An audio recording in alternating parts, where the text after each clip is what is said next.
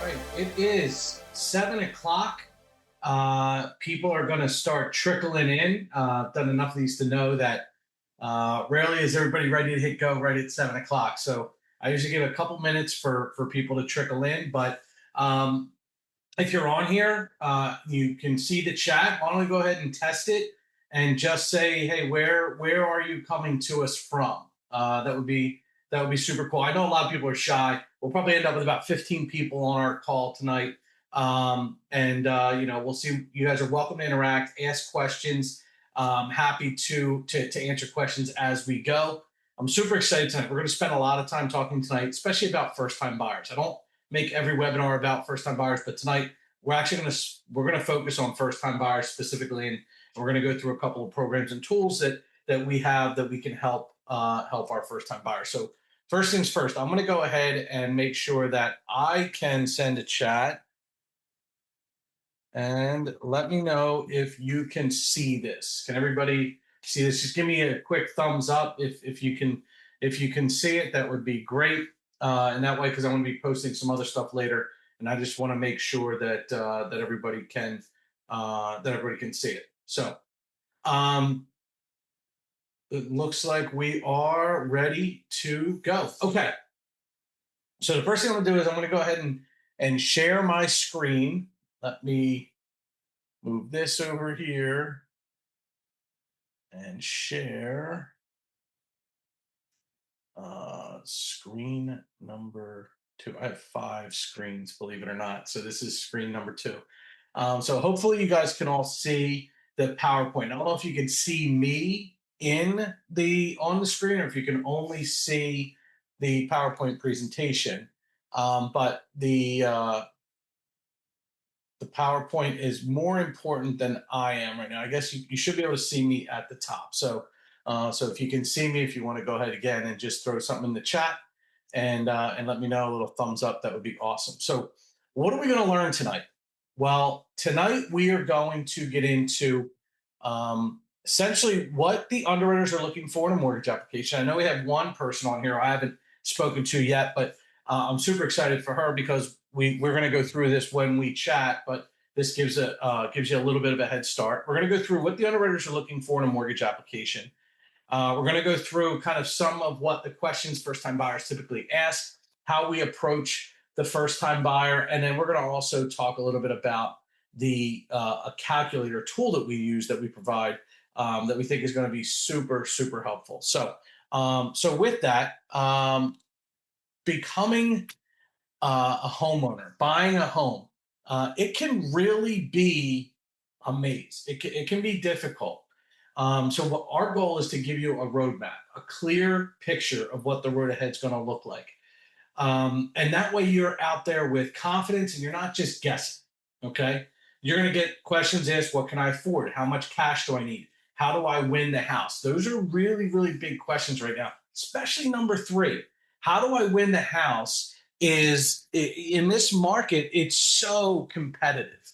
It's so competitive. So what are the things you can do to improve the strength of your offer and, more importantly, make your offer irresistible to sellers? We're going to get into that today as well. So let's get into the framework.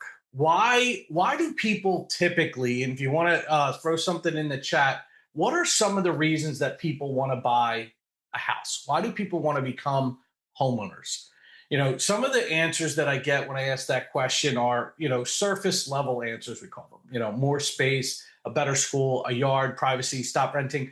It's not that those things are trivial, and it's not to say that, that they're not legitimate reasons to want to buy a house. But what we found is that there are far deeper emotional reasons why people want to own their own home.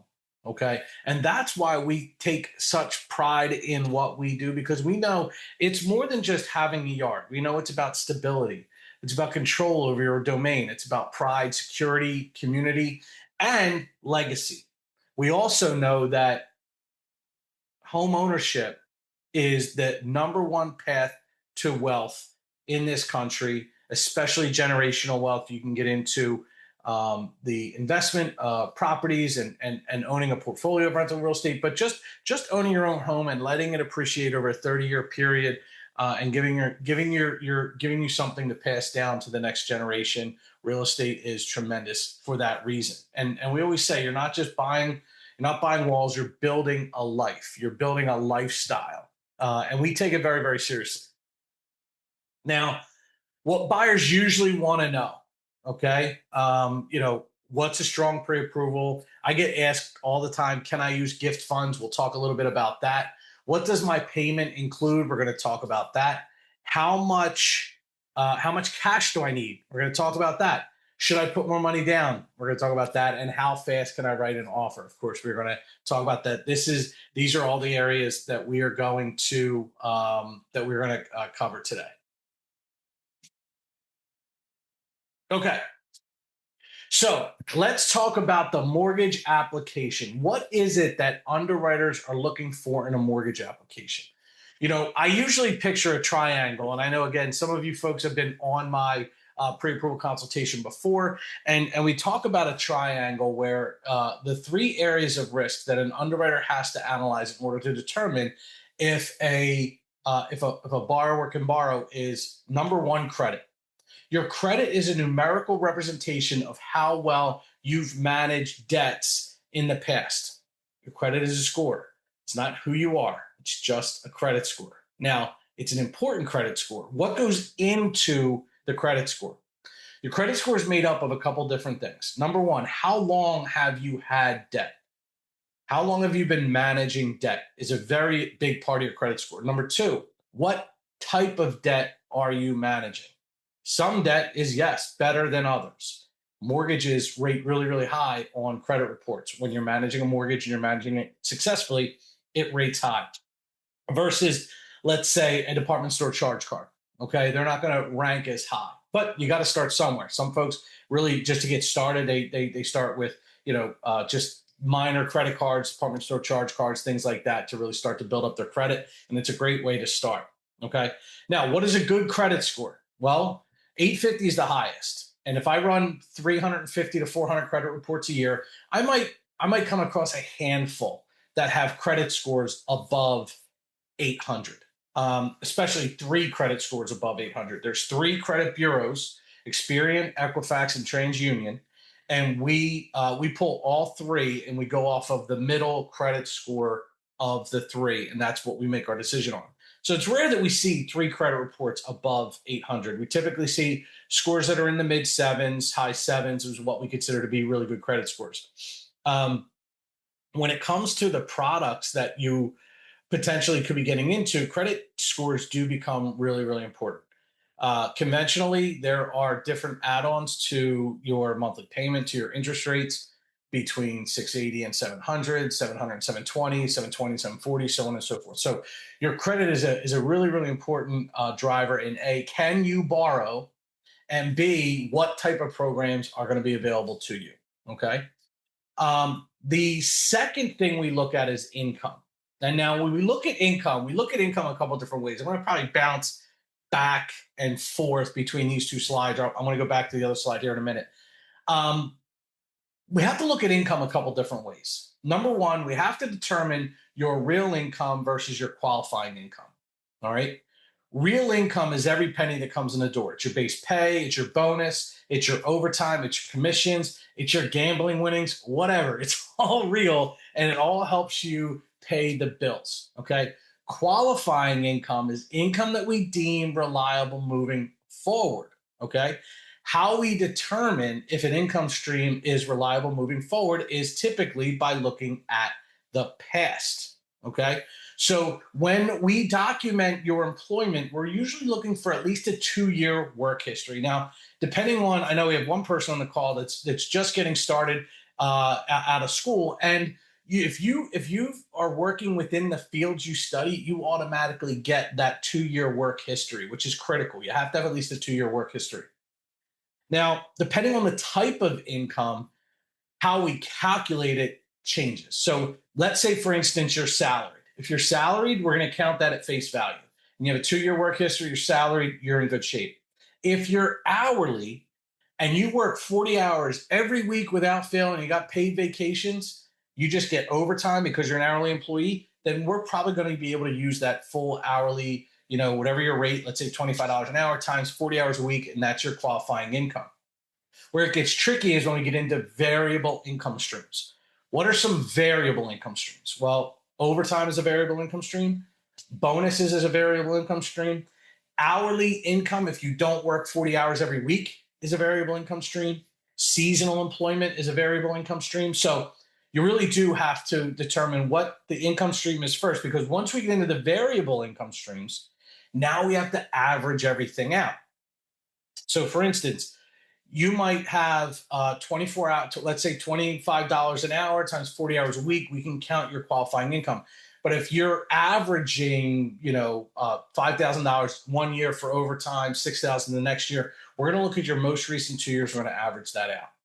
Now, you also have other types of income. You have child support income, you have alimony income, you have stipend income. These are all different income streams, and there's ways to calculate all of those income streams. Okay. If you're on Social Security disability, that's an income stream. They're usually going to treat that at face value. If you receive child support, we have to make sure that the child support that you're going to be receiving is going to continue for at least 3 years in order to count that as qualifying income. But all this work that we're doing to determine your qualifying income number, because once we determine your qualifying income number, that's going to help us determine what you qualify for.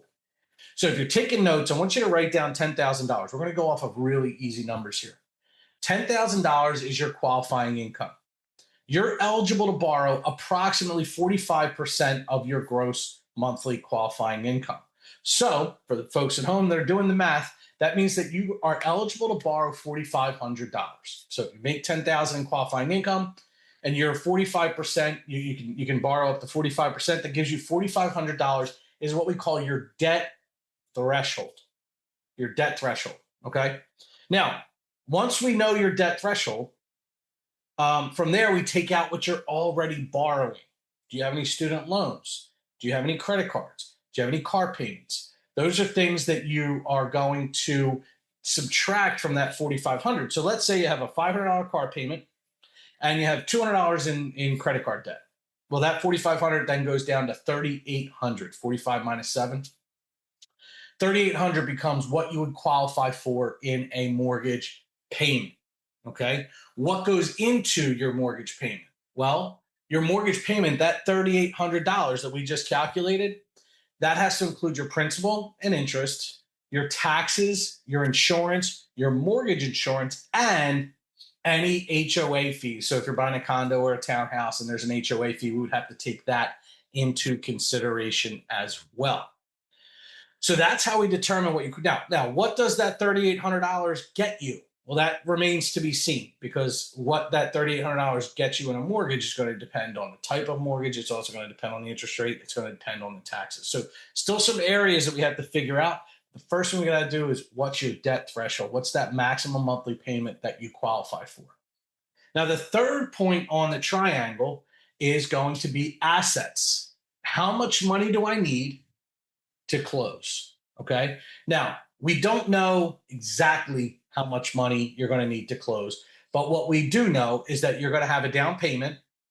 You are going to have your closing costs, your non-recurring closing costs, and of course, you're going to have your prepaids. Now, your down payment, some programs, your down payment could be as low as 3%.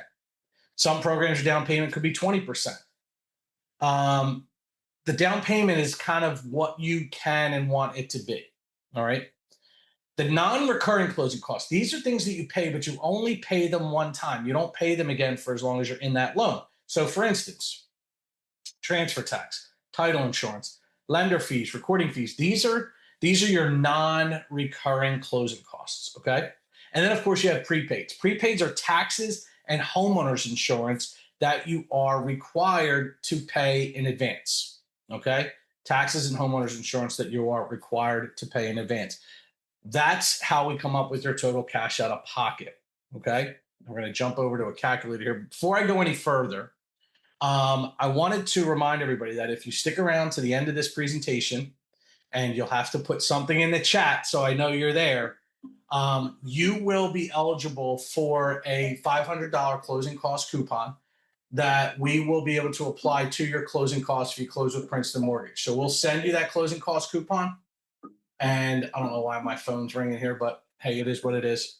Um, we'll send you that closing cost coupon, and we're also going to send you a really cool workbook. I'm going to grab it real quick. This is our effortless house hunting workbook. Okay, what's really cool about it is this gives you one place to write all of your important information as you're out looking at houses. Some of you I know have already gone out and looked at houses, and I bet that you've experienced the challenge of trying to remember which house was which. You know, you have all these like notes, and you type notes in your phone. This is a really cool way to keep track of the houses that you went to see, especially if you're going to see open houses. You can write down the address, the price, the number of levels, the bathroom, the water heater age, the AC, what type of heating, what type of cooling, that kind of stuff. That you're just, if you don't write it down, you're probably going to forget. And then there's some like terms, some important terms to know as you're out shopping for houses. So this is really, really cool. So if you put me in the chat, I'll make sure that you get one of these. And then, of course, at the end of today's session, I will put my calendar link in the chat, and you can grab a spot on my calendar. We can talk, and we can get you that pre-approval, and of course, that closing cost coupon. Now, I have a tendency to talk really fast when I'm not talking to people, so I hope I'm not talking too fast for you guys. Let's jump into, so we've gone over the down payment, the non-recurring closing costs, and the prepaid. We know how important your credit score is, and we've also talked about the income piece. Okay. Once you get pre-approved with Princeton Mortgage, you're going to get one of these. This is your closing cost, or this is your calculator. Now, this is really, really cool. Okay. This is a calculator that's going to allow you to plug in your down payment, or excuse me, your sale price. So in this case, let's call it $350. Your down payment, the minimum down payment for this is going to be 3%. And the real estate taxes. One of the things you'll find is when you're out looking at houses, the first number you're going to look at or should look at is your sale price. The second number you want to look at is the real estate taxes. Okay. Because it's the real estate taxes that are going to allow you to run the most accurate monthly payments. Now, why is this calculator any better than what else you might get online? Well, the reality is online, you could go to 3 different websites, 4 different websites, same property, and get 4 different payments on monthly payments on those websites, and cash out of pocket, forget it. They just don't know how to accurately calculate these monthly payments. This calculator is going to be custom built for you. So once we have you pre-approved, you're going to be able to go in, you're going to be able to plug the numbers, and you'll be able to reliably find out what your payment and your cash out of pocket are going to be. Okay, really, really cool calculator. So if we're going to use this just to start off, you're going to say, okay, great. Here we have $350,000. We have a down payment of 3%. We have real estate taxes of $6,500. Your principal, interest, taxes, and insurance on this particular property is going to be $3,033 per month. Okay, $3,033 per month. Your cash to close is going to be a little bit different. Now, for this particular scenario, okay, let's see how this is going to clear that out. Okay. I have this set up with what we call the PHFA K-Fit. And this is something I really want to get into with you guys tonight, because I think it's a program that most first-time buyers don't realize is out there. PHFA, Pennsylvania Housing Finance Agency. So if you're not in Pennsylvania, I'm looking at I don't think anyone here is not in Pennsylvania, so that's good. Pennsylvania Housing Finance Agency has a first-time buyer program that's going to allow you to put as little as 3% down, okay? And you get an interest-free second mortgage.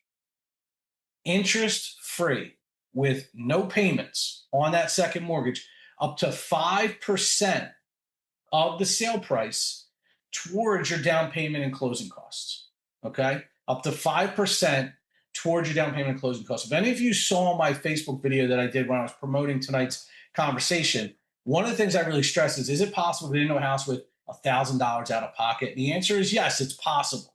You're going to need some willing participants, but it is absolutely possible. And let me show you how. Now, we already showed that we can do a $350,000 house. This is a conventional PHFA, 3% down. Okay. And now we go over to the closing costs. You have a down payment of $10,500. Your prepaids in this case are going to be $10,000. Your closing costs are going to be $10,117, and the PHFA interest-free second mortgage is $17,500.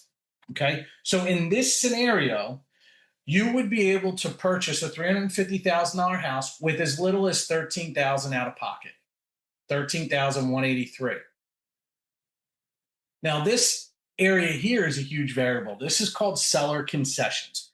What are seller concessions? Seller concessions is money that the seller is allowed to give you towards your closing cost as an alternative to a lower offer. So what that means is, let's say the house is worth 310 and they would be willing to accept an offer at 300. Well, theoretically, then you could offer the 310 and ask for a $10,000 seller assist. That's how the mechanics of it work. The reality, we are in a pretty tough market right now. So to get a full 6% seller assist, or get any seller assist for that matter, can be difficult.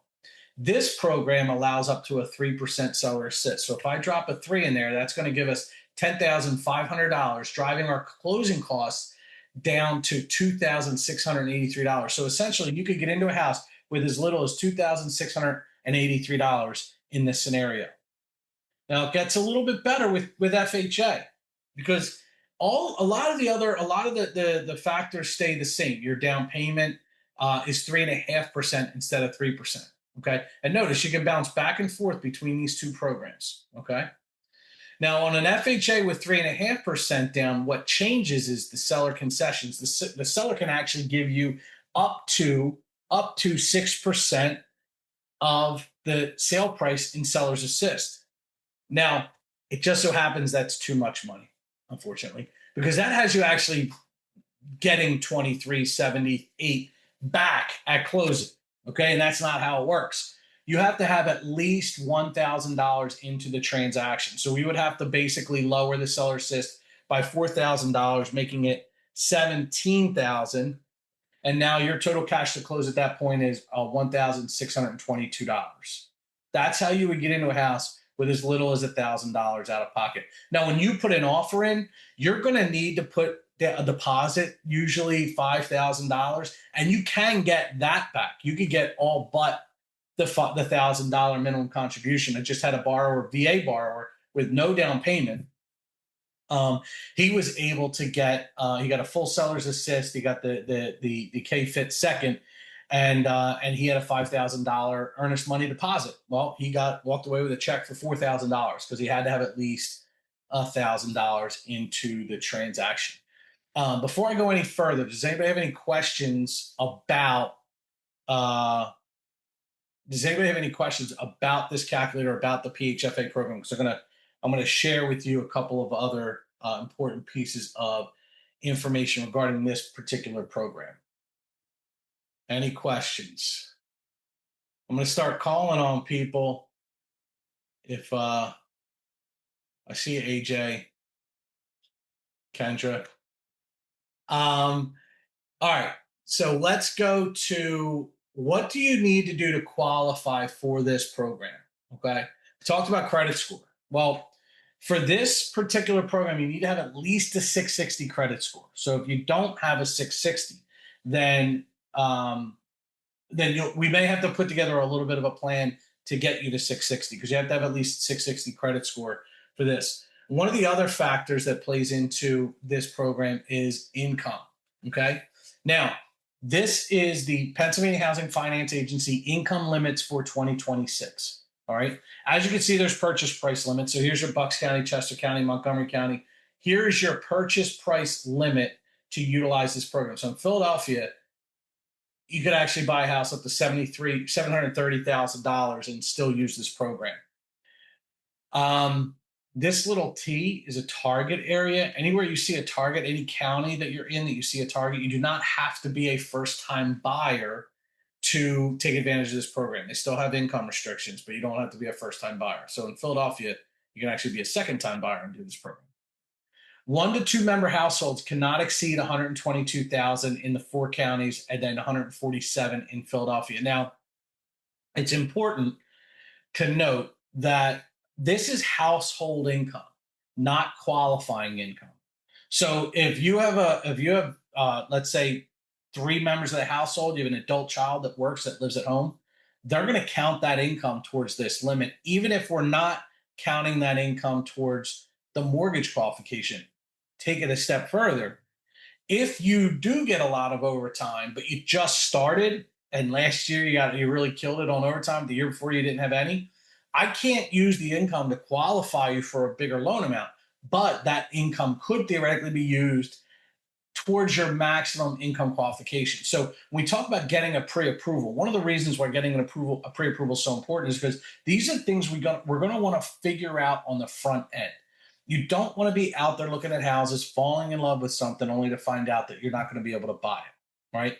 So when we do our pre-approvals, what we do is an initial intro call, which I'm going to maybe I'll pull that up while we're talking. So the intro call is just some high level questions. Okay. It's nothing crazy. What do you do for a living? How much money do you have set aside? Where are you looking to buy? What's your ideal timeline? Those kind of things. And then from there, I send out our online mortgage application, which I think is incredibly easy to use. It's well designed, and we think it's an easy online application. Let's see, here we go. Let's copy this link. Once you fill out the application, we will then schedule a time to do our recommendation call. Our recommendation call is a little more in depth. That's where we're going to go into, again, what the underwriters are looking for in a mortgage application and how you fit that mold. Okay. We would, even if you're on this call tonight, we're still going to do a full recommendation call. So some of it might be review when the time comes. But it's an important part of the process. And once we go through that intro call, at that point, once you go through that recommendation call, at that point, you'll know what you're pre-approved for. Okay. And you'll also get your calculator. Now, it may not be PHFA, maybe it's just a regular conventional or an FHA, whatever it is, whatever programs we think are going to work best for you and are consistent with your particular goals, those are the programs that are going to be available to you on the calculator. Okay. So let's see here. Let me move this out. Any questions?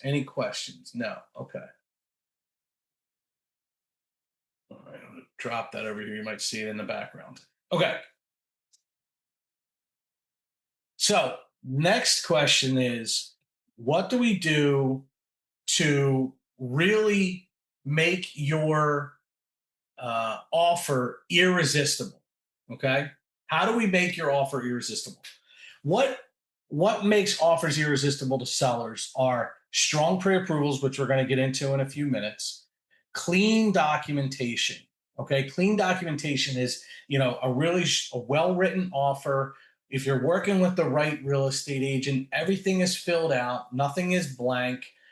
Expectations are clearly laid out in a nice email that says, these are our buyers. This is what they're looking to accomplish. Please let us know you got the offer. Realistic cash to close, right? I mean, I think that's another one. They're going to look at your BFI and they're going to want to make sure that you at least have enough money to close, and clear communication with the listing agents. One of the things I do and I love to do when a borrower goes under contract, or when a borrower puts in an offer, I reach out to the listing agent. Now, there's an outside chance they already know me. Okay, I've been doing this 24 years in the Philadelphia area, northern Delaware, Jersey area, and I know a lot of real estate agents. And sometimes they know who I am. Sometimes they don't, but it helps when I call them to say, "Hey, I'm Ken Jordan with Princeton Mortgage. I'm going to be doing the mortgage. Myself and my team are going to help these buyers get to the closing table on time. We're going to have an open line of communication." Listing agents love that because they don't want to have to chase me down. They want an effortless mortgage. Effortless. That's our hashtag. They want an effortless mortgage too, right? They don't want problems. But when I call them, introduce myself, open up the lines of communication, and I'm able to say, hey, listen, these borrowers are fantastic. I don't get into your personal credit score, your income, or anything like that. All I let them know is like, hey, I spoke to them. They provided all the documentation we asked for. Like being able to say that really does go a long way into helping make your offer irresistible to that seller. We've actually had um, listing agents not take an offer, not because it wasn't higher, but because they could not get a hold of the loan officer to verify any of the information that was on the approval, or to get a sense of what kind of program, what kind of borrowers they were dealing with. So that's an important step. Now, the single greatest thing you can do is get a fully underwritten pre-approval. What is a fully underwritten pre-approval? Well, I will tell you this. We are not the only company that does this, but I know a lot of companies don't. I know a lot of companies don't do the fully underwritten pre-approval. This is a chance for us to take your W-2s, your pay stubs, your bank statements, potentially tax returns, and put them in front of an underwriter and have all of it signed off on. Okay. The only thing left to do is get a house, title insurance, and homeowners insurance. We call it a TBD commitment. Okay. TBD commitment. That means that an underwriter has already signed off on your file. This is as close as you can get to being a cash offer without actually being a cash offer. And you will be competing against cash offers, unfortunately. So taking that step of providing all the documentation, allowing us to put it, oh, and it doesn't cost you anything. The fully underwritten pre-approval doesn't cost you anything at all.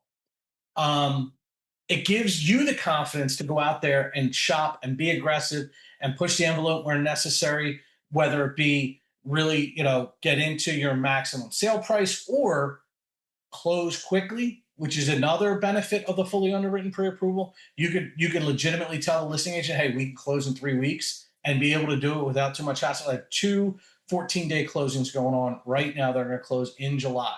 Loans are written in July. Loans are going to close in July. Do I like to make my entire business 2-week closings? No, it's a little bit crazy, right? But when you do a fully underwritten pre-approval, it increases your chances of being able to do a really, really fast closing tremendously. All right. Um, and of course, the sellers, the listing agents know what a fully underwritten pre-approval looks like. They absolutely know what a fully underwritten pre-approval looks like. So when they see it, they're going to be able to point to it when they're talking to their sellers and say, hey, look, I know this offer might look a little $500, $1,000 higher. This one's fully underwritten. That means something, right? Because again, the seller wants an effortless transaction just like you do. So they don't want to have to worry about whether or not you're going to get approved for your mortgage. If they know you're already approved for your mortgage, that's fantastic. So what comes next? Well, first we have the strategy call, then we have the application, the pre-approval application. We review the documentation, then we issue the pre-approval. Now, I'll go back to the calculator again, and I'll pull up this calculator and show you one of the really cool features. Hopefully you guys can see this, right? I assume that you can. Yeah. Okay. So if you put in an offer at 355, okay, and you're going to go with the FHA option, and you're going to have annual taxes because you looked them up on the MLS, and you saw that they were $7,200. But the homeowners insurance, we're going to drop that down to $1,500, and we're probably not going to be able to get a ton of sellers concessions. So we're just going to drop 2% seller concessions in there. Notice your monthly payment is going to be $34.11. Hopefully you can see that, and your closing cost is going to be $11,949. Okay. If these numbers make sense, if this is still in line with what we pre-approved you for, you're going to be able to go down and actually issue your pre-approval letter. And what does that do? That will print a pre-approval letter right to your phone that you'll be able to use for your offer. And I think I'm logged out, so I'm going to go ahead and log back in so I can show you how easy it is to pull up your pre-approval letter here. And this is for Mr. Bob Borrower, of course. Minimize this. Bring this over. Can you guys see it? Everybody see it? Yes? Oh, it'd be nice if Just a little wave. All right. If issued pre-approval letter, the pre-approval letter populates right to your phone, and then you can share that with your agent, and they can put it with your offer. Notice that it's got today's date on it. Very, very underrated uh, detail here that a lot of people forget about. When you get pre-approved, your pre-approval is pretty much good for 120 days, 90 days, somewhere in that ballpark. So if I give you a pre-approval letter, and let's say you're using that letter, a lot of companies, a lot of lenders like to say, okay, here's your max pre-approval. Go use that for whatever offer you want to put in. Problem with that is that once it gets to be about 30 days old or so, it's stale. It's just stale. Not that there's anything wrong with it, but it's you know, listing agents look at it, they just it's not a good look. With us, you'll have a pre-approval letter with today's date on, and it's still good because the system let you do it. Now, let's say you put in some numbers here that don't really work. Like, let's say you go in and put in a sale price of, I don't know. Let's see if we can get back to this screen here.